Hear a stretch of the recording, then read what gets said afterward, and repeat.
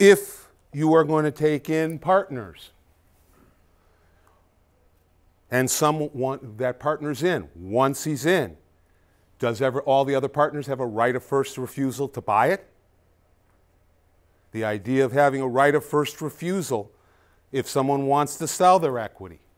The idea of tag-along rights. Now, tag-along rights, basically, here's the example. Someone comes to me, and you and I are 50-50 partners. Someone comes to me and says, I'm going to buy your interest for $5 million.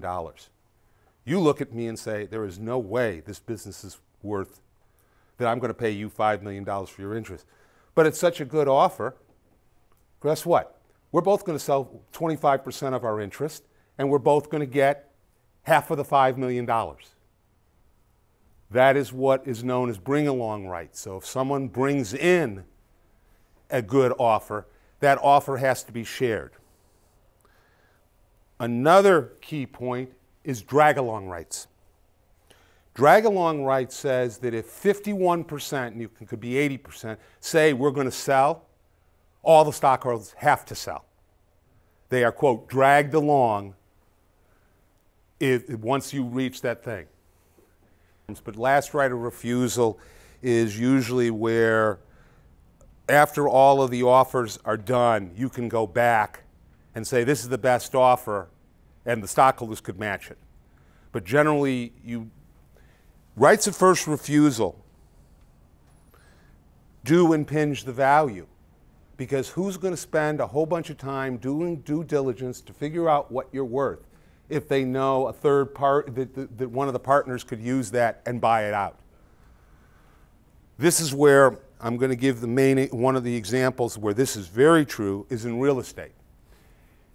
If you sign a deal with Caliber or Gerber, they're going to want the right to buy the real estate if you ever sell it. They are always going to advocate for a right of first refusal. A right of first refusal means you've got to get an offer from a third party.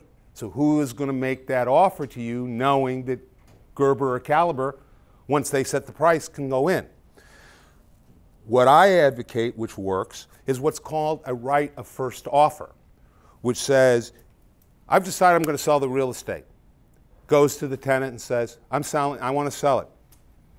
We're going to have the real estate appraised, and you can buy it at 96% or 94% of fair market value. We recognize there's no sales commissions on the transaction, but we set a price, and this way, if they turn it down and they don't go for it, you have an unbridled right to sell the real estate rather than having to go back to them each time.